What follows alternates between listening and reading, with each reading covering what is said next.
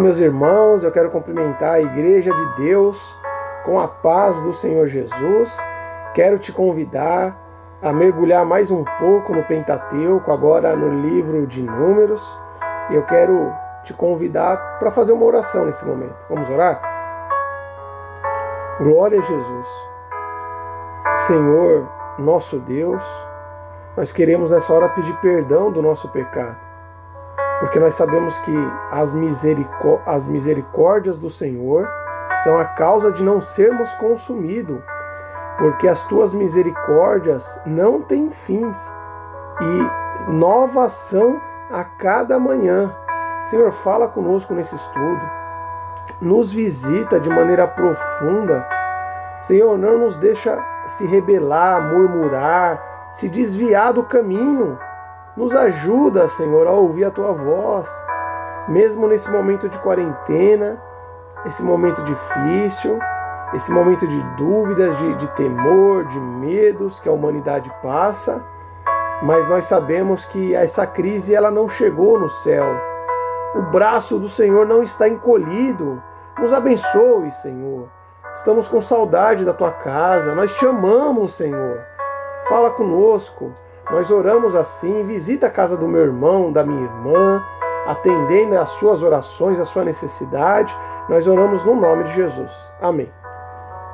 Meus irmãos, eu quero dar continuidade ao estudo agora no livro de Números. Aqui o livro de Números, vem da palavra grega, o nome Números, aritmoi. Daí que vem a palavra aritmética.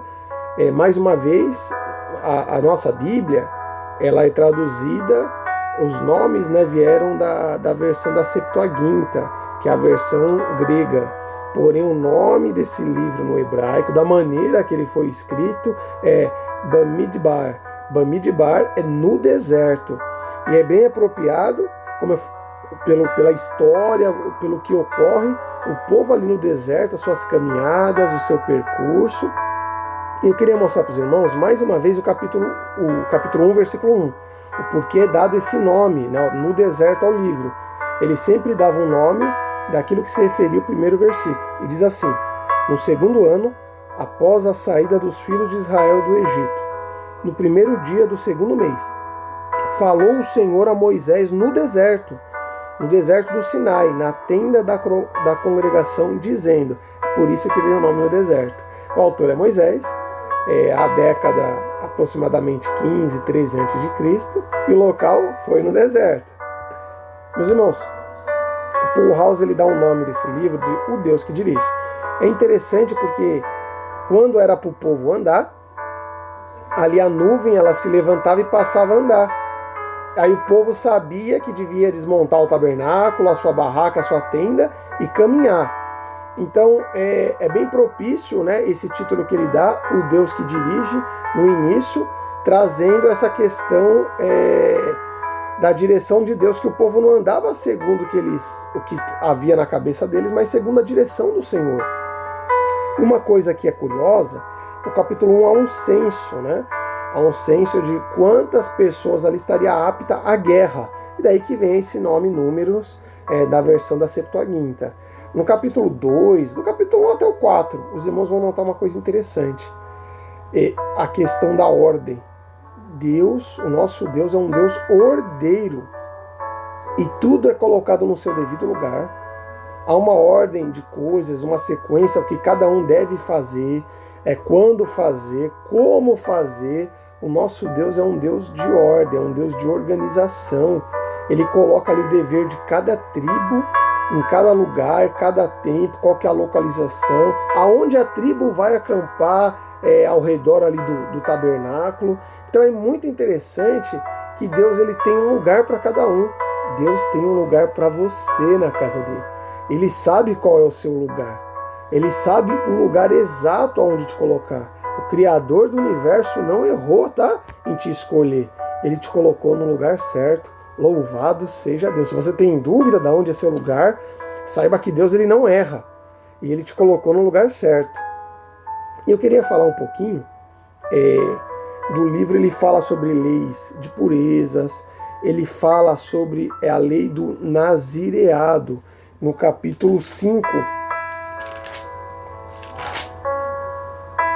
no capítulo 6, ele fala que o nazireu era alguém que queria fazer um voto com Deus em ter uma vida entregue ao Senhor. E nessa vida entregue, nesse voto, o voto do nazireado, ele não podia comer ou beber do fruto da videira, ou seja, ele não podia beber vinho, não podia comer uva, né? Nem uva passas, uva desidratada, ele não podia cortar o seu cabelo, era um dos requisitos do voto, né? E inclusive o cabelo comprido, você olhava alguém com o cabelo comprido, você sabia, esse é um nazireu, esse homem fez um voto de servir a Deus, essa pessoa fez um voto em servir a Deus. Ele também não podia tocar em coisas imundas. Agora, uma curiosidade, que eu coloquei o versículo para os irmãos, é que no final do voto, quando se cumpria o tempo de se entregar ali o nazireado, a pessoa que fez o voto, ela cortaria o seu cabelo diante do templo, diante dos sacerdotes, e oferecia aquilo ao Senhor. Então, eu coloquei aqui o versículo, é o capítulo 6, o versículo 17, versículo 18. O nazireu, à porta da tenda da congregação, rapará a cabeleira do seu nazireado, e tomá-la e a porá sobre o fogo que está debaixo do sacrifício pacífico. Então, eu queria mostrar, né, para os irmãos esse versículo que eu achei muito interessante, que até a questão de Samuel, se os irmãos lembram, de Juízes, aliás, que acaba o cabelo de Sansão sendo cortado, é o nazireu que nós conhecemos, que fazia tudo errado, como os crentes de hoje, né? Ele tinha um voto e tudo aquilo que não podia fazer, ele fazia. Tocou no cadáver, ali se deitou com prostituta, teve seu cabelo cortado, enfim, mas o cumprimento do voto se dava na oferta do cabelo, né? No caso de Sansão, ele não poderia mais oferecer o cabelo ao Senhor, cumprir o seu voto porque o seu cabelo tinha sido cortado, né? Mas só uma curiosidade para os irmãos pensar que talvez daí que venha a perder a força, né? Que ele descumpriu todos os requisitos do voto. Lembrando que estamos fazendo uma análise histórico-gramatical. Nós não estamos colocando nada nas escrituras, né? Nós não estamos fazendo exegese, onde eu acrescento elementos, correlaciono as coisas da maneira que eu entendo, mas nós estamos fazendo a exegese, extraindo do texto aquilo que ele diz, né? Sem tomar partido daquilo que pensamos. E é interessante aqui também que no capítulo 7 começa a marcha do povo, toda a instrução sobre ofertas, sobre como celebrar a Páscoa. Os irmãos podem acompanhar no texto, né? Então nós vamos pular aqui um pouco e vamos chegar no capítulo 13 do livro de Números, onde os espias eles vão olhar a terra de Canaã e eles trazem um temor sobre toda a nação, dizendo que a terra era uma terra boa, mas que havia gigantes na terra. E esse relatório dos espias deixou o povo murmurar, fez com que o povo enfraquecesse o coração do povo. E devido a isso, o povo se recusa a entrar em Canaã. Meus irmãos, nós temos que tomar muito cuidado com a maneira que nós colocamos as nossas palavras. E é muito interessante, porque você vê, quando uma pessoa ela só fala de maneira negativa, parece que tudo na vida dela dá errado, né? E só que aqui não era só a questão de ser negativo ou de ser positivo, era a questão de crer naquilo que Deus falou.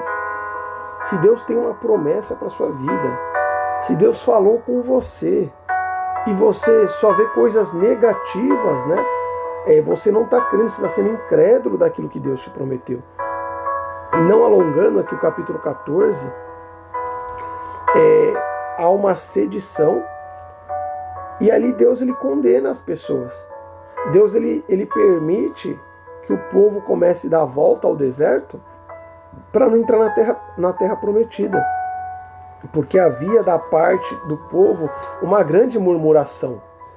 Meus irmãos, e esse livro é muito interessante porque ele fala de uma jornada.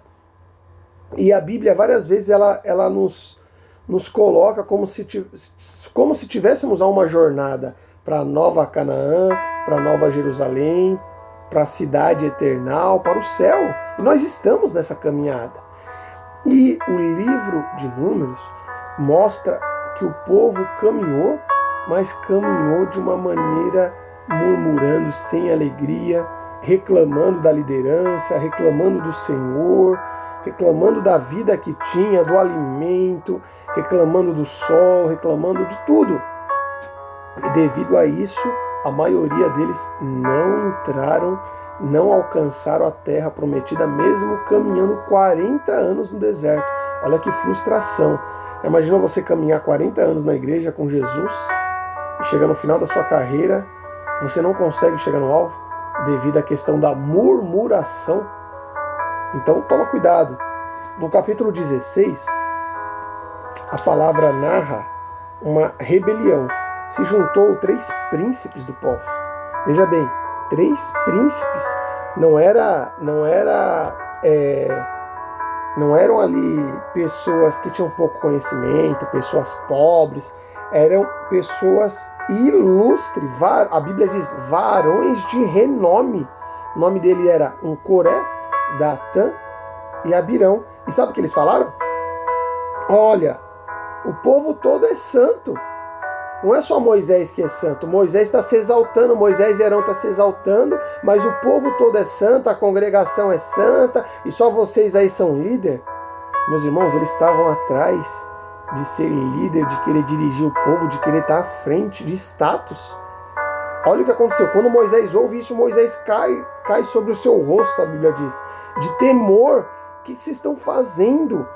E a palavra de Deus narra que o Senhor se ira contra esse grupo.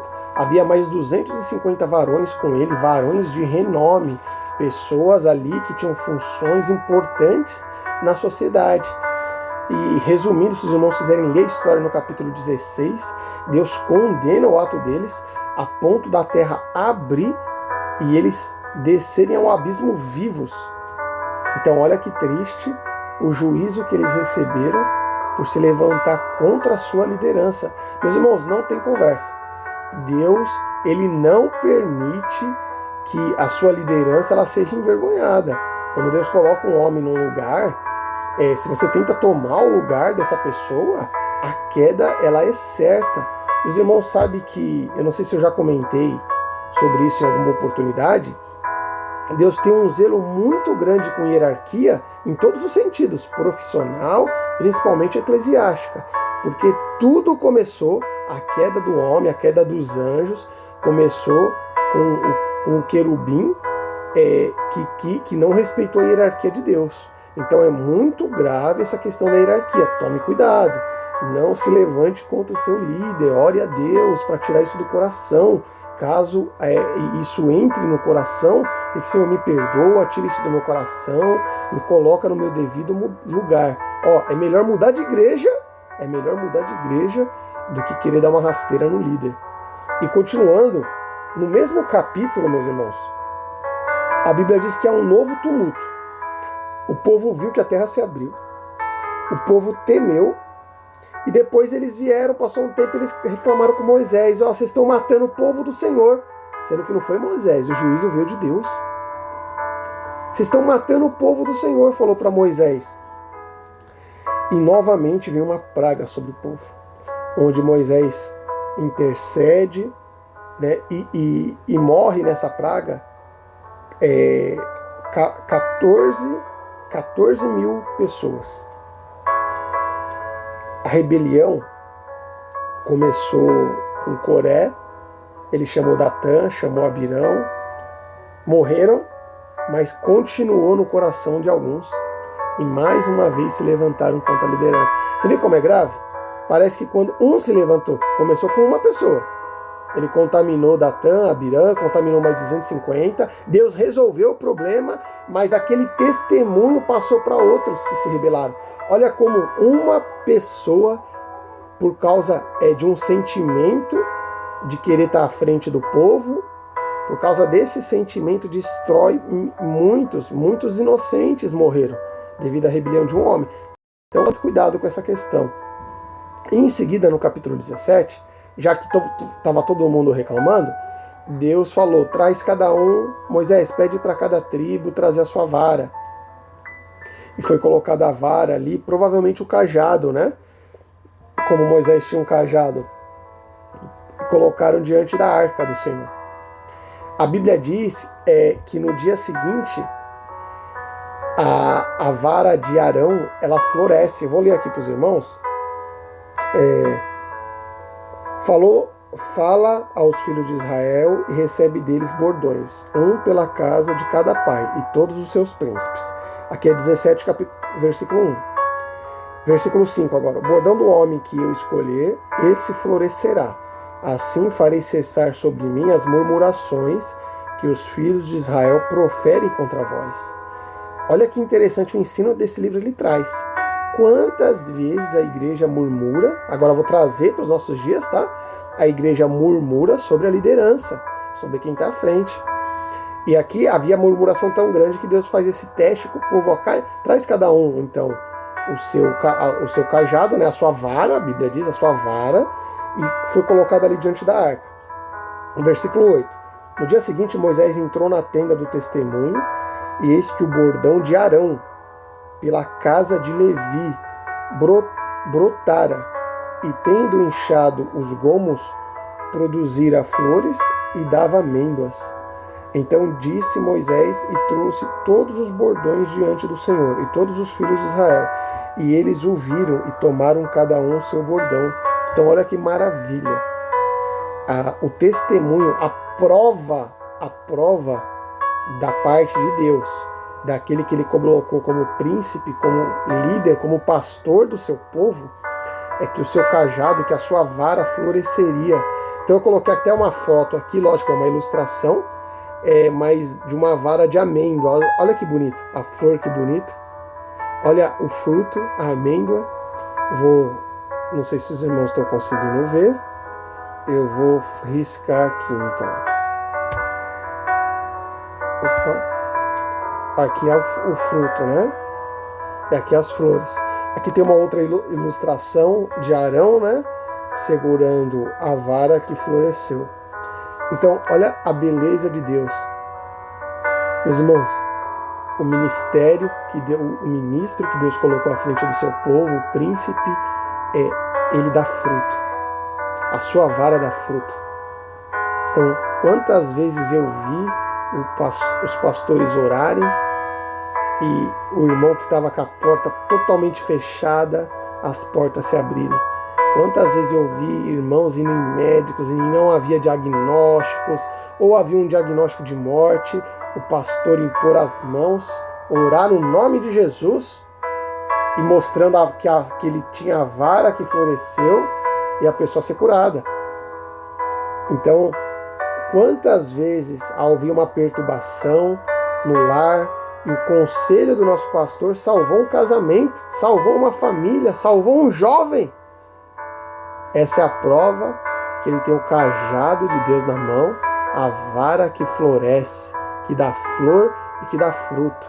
E agora, em especial, né, no formato alá pentecostal, eu quero falar aqui ao nosso pastor, né, ao pastor que nós chamamos carinhosamente de pastor Nilson. Nilson, que o Senhor prospere o seu ministério e que o seu cajado continue como o de Arão, dando fruto, dando flor, e que o nome do Senhor seja glorificado na sua vida. Louvado seja Deus, né? Que nós temos um pastor que Deus colocou à frente da nossa igreja. Continuando, meus irmãos. Os irmãos acham que acabou? O chão se abriu, consumiu lá a rebelião de Corá. Depois houve uma praga, uma doença que morreu algumas pessoas. A vara de Arão floresce, mostrando quem estava ali, quem era o líder, mas o povo continuou a murmurar. Agora no capítulo 20, né? Estou lendo aqui, vou ler aqui para os irmãos.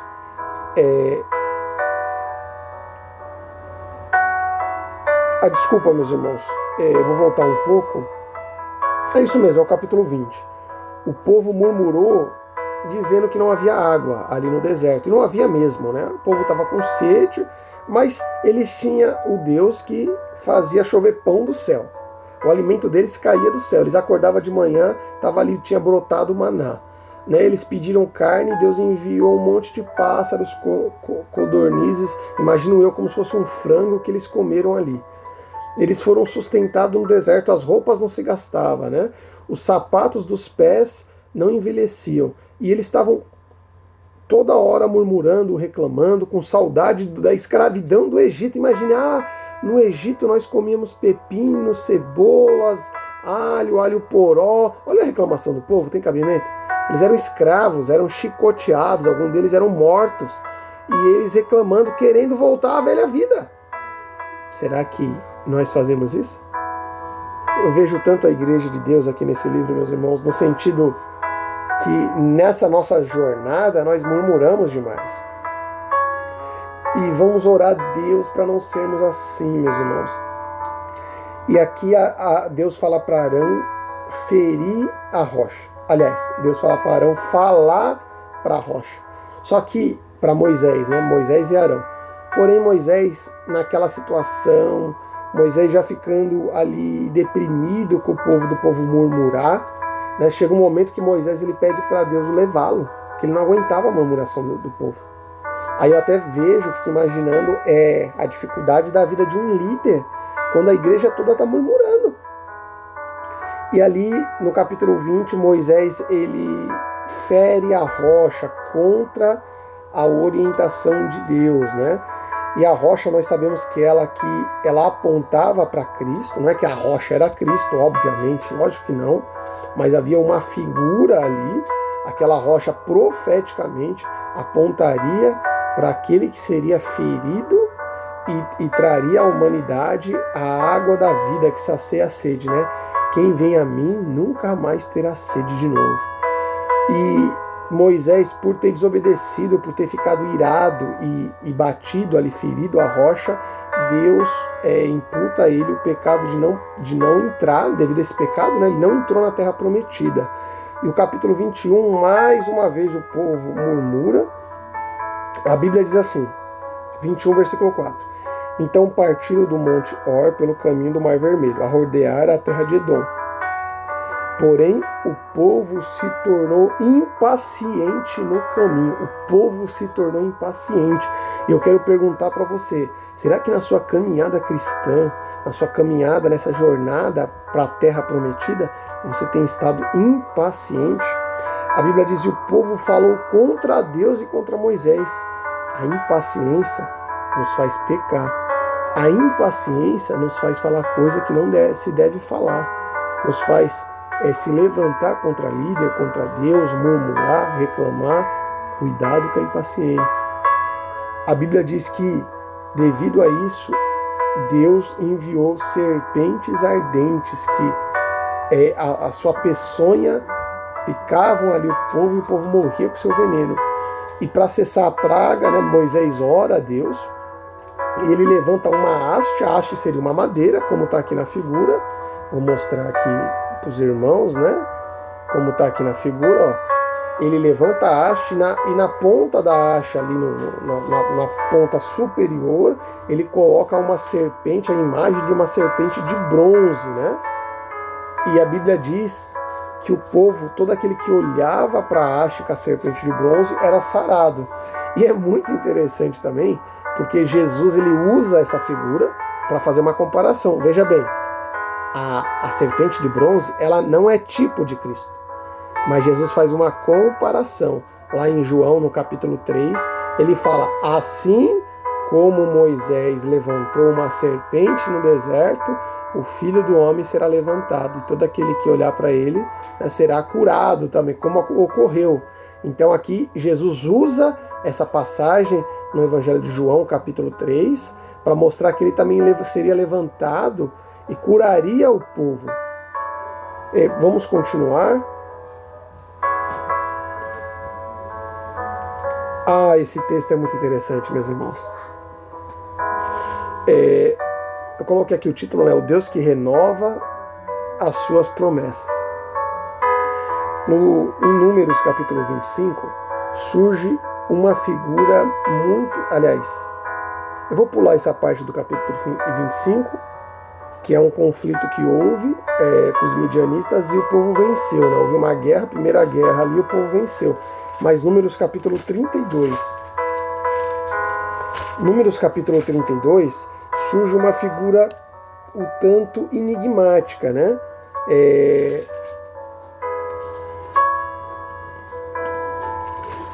Deixa eu pegar aqui, não é o capítulo 32 não, viu, meus irmãos? É capítulo...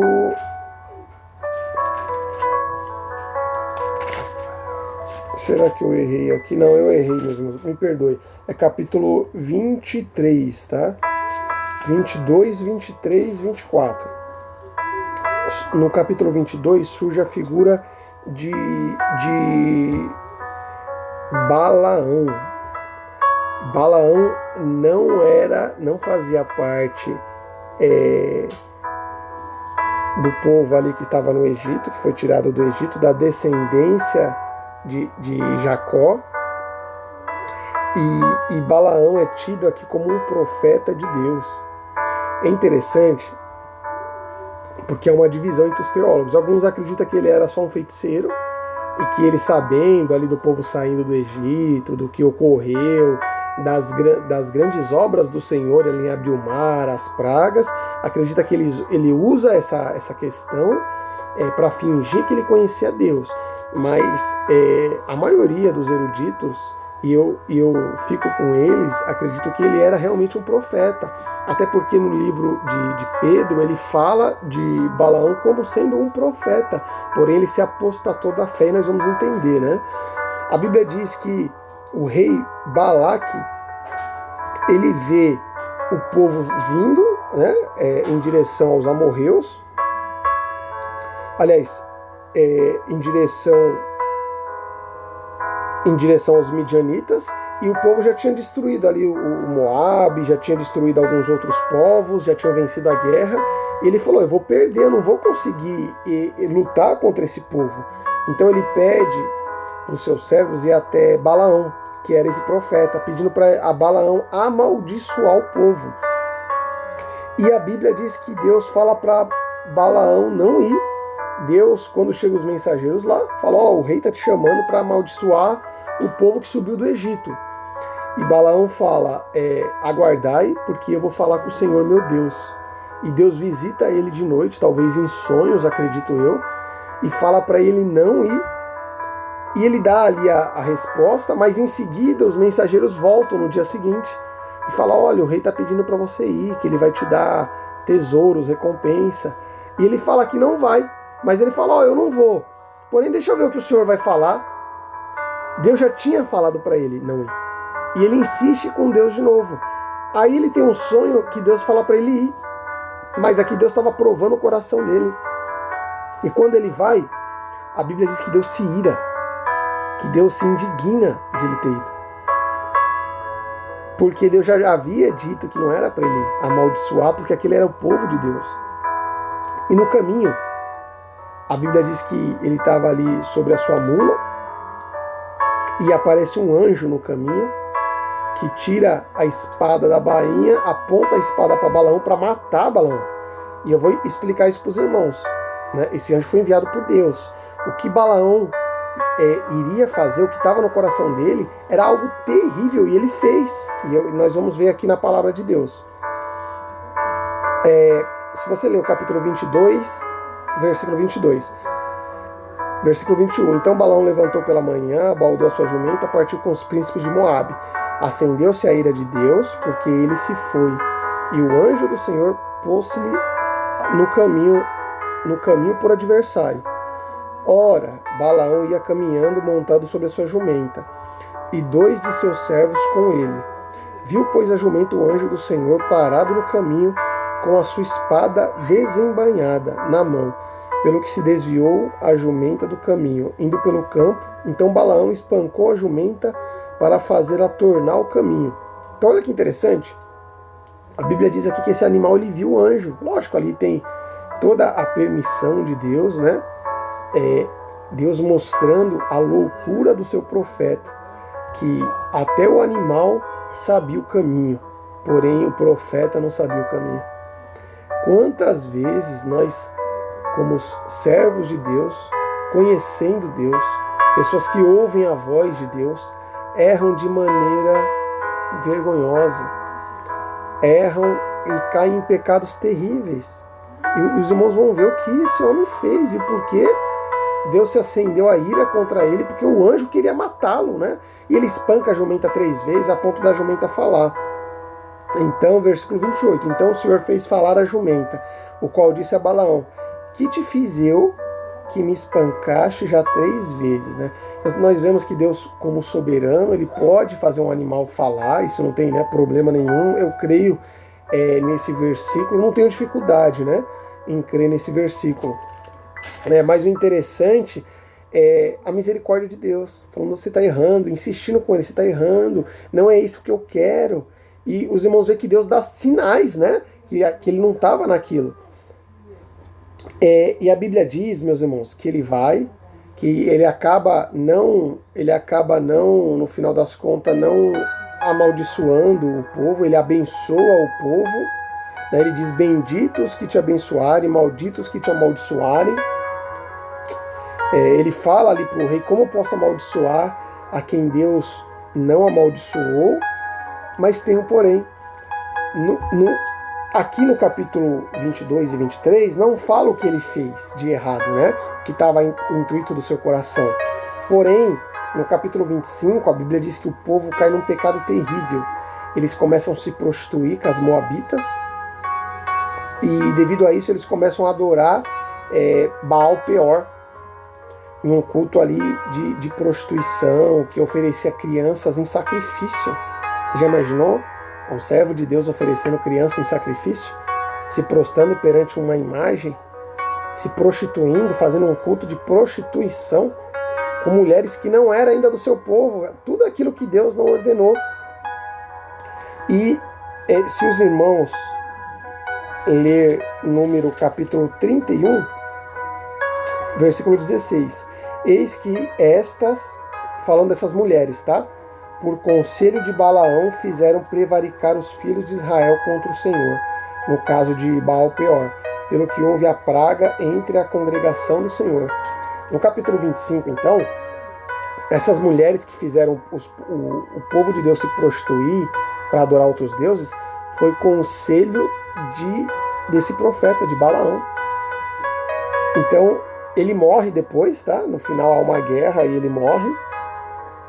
Mesmo ele profetizando, ele sendo usado por Deus para abençoar o povo, isso não quer dizer nada. O coração dele se corrompeu. E a Bíblia diz o porquê. Lá no livro, na carta de Judas, fala que ele se apostatou da fé de olho no prêmio, de olho no dinheiro. Havia ganância no coração dele. Então, quantos ministros, nós vemos isso na televisão, né?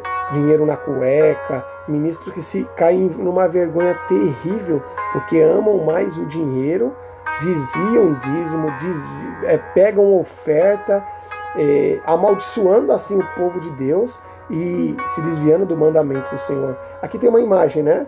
Ele espancando a jumenta e aqui ele abençoando o povo, né?